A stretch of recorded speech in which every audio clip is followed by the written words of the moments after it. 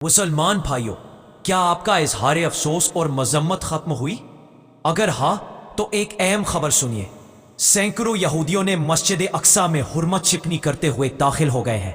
استغفر اللہ۔ یہ وہ مقدس سرزمین یروشلم ہے جہاں اللہ تعالیٰ نے اپنے انبیاء کو بھیجا، جہاں حضرت داؤد علیہ السلام، حضرت سلیمان علیہ السلام اور ہمارے پیارے نبی حضرت محمد مصطفیٰ صلی اللہ علیہ وسلم کے قدم مبارک پہنچے۔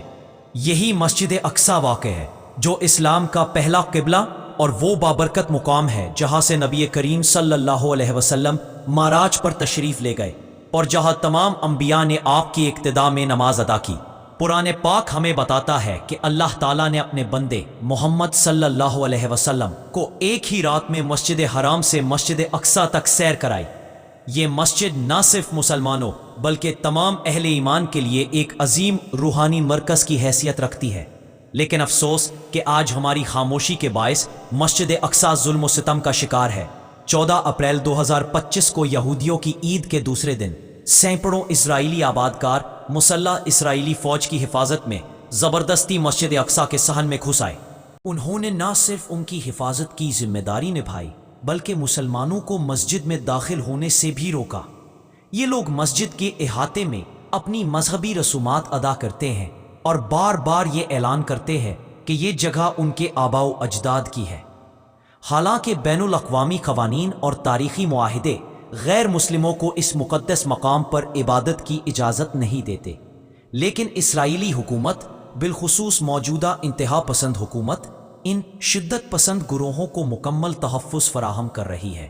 یہ کوئی نئی بات نہیں بلکہ ایک دیرینہ منصوبہ ہے۔ صہیونی عقائد کے مطابق مسجد اقصی کی جگہ پر ان کا تیسرا ہیکل تعمیر ہونا چاہیے۔ ان کا خیال ہے کہ اس ہیکل کی دوبارہ تعمیر سے ان کا مسیحا ظاہر ہوگا اور دنیا پر یہودی حکومت قائم ہوگی۔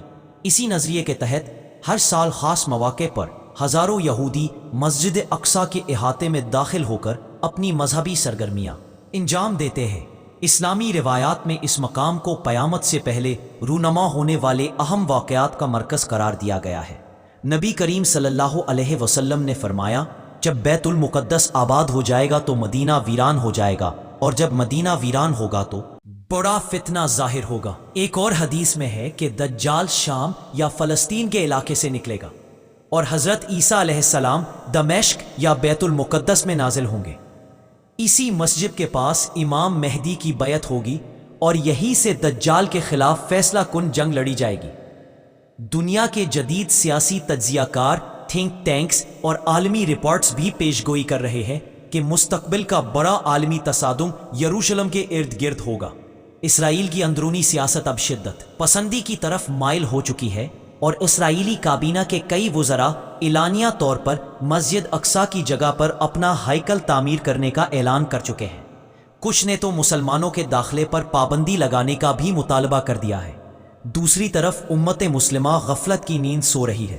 چند ممالک محض مذمتی بیانات جاری کرنے پر اکتفا کر رہے ہیں اور عام مسلمان سوشل میڈیا پر ہیش ٹیگ سے آگے نہیں بڑھ رہے، لیکن سچ یہ ہے کہ مسجد اقصی صرف فلسطینیوں کی ذمہ داری نہیں، یہ پوری امت کا مسئلہ ہے۔ ہمارا قبلہ کہاں جائے گا؟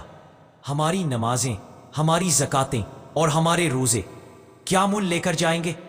یہ وہی مسجد ہے جسے حضرت عمر رضی اللہ تعالیٰ عنہ نے بغیر خون بہائے فتح کیا تھا، جس کے لیے صلاح الدین ایوبی نے برسوں جدوجہد کی، اور آج ہمیں ان عظیم شخصیات کی تاریخ یاد دلا رہی ہے کہ ایک مقدس مقام کبھی کمزوروں کے ہاتھوں آزاد نہیں ہوتا۔ اسے صرف بیدار ضمیر، زندہ دل اور غیرت مند امت ہی بچا سکتی ہے، جو نہ آپ کے پاس ہے نہ میرے پاس، شاید کسی کے پاس بھی نہیں۔ یہ وقت محض احتجاج یا غصہ نکالنے کا نہیں بلکہ عملی اقدامات کرنے کا ہے۔ ہمیں مسجد اقصی کے مسئلے کو اپنی دعاؤں، اپنی تعلیم، اپنے میڈیا اور اپنی عملی زندگی کا حصہ بنانا ہوگا۔ آمین۔ ہمیں اپنی نئی نسل کو بتانا ہوگا کہ یہ مسجد کیا ہے، اس کی اہمیت کیا ہے اور کیوں یہ ہمیں اپنی جان سے زیادہ عزیز ہے۔ کون بتائے گا؟ میں بتاؤں گا، آپ بتائیں گے۔ یہ معرکہ صرف فلسطین کا نہیں، حق اور باطل کا ہے۔ یاد رکھو، فتح ہمیشہ حق کی ہوتی ہے۔ یہ اللہ کا وعدہ ہے۔ جو اللہ کے دین کی مدد کرے گا، اللہ ضرور اس کی مدد کرے گا۔ مسجد اقصی آپ کو پکار رہی ہے، مجھے پکار رہی ہے۔ یہ اذان نہیں، ایک درد بھری صدا ہے کہ کون ہے جو اس کے لیے کھڑا ہو، کون ہے جو امت کے پہلے قبلے کے لیے آواز بلند کرے۔ جو جاگ گیا وہ تاریخ میں زندہ رہ گیا، اور جو سوتا رہا آپ کی طرح میری طرح اس کا نشان صفحہ ہستی سے مٹا دیا جائے گا۔ اب فیصلہ آپ کے ہاتھ میں ہے، اپنا بہت خیال رکھیے گا۔ پاکستان زندہ باد، اسلام زندہ باد۔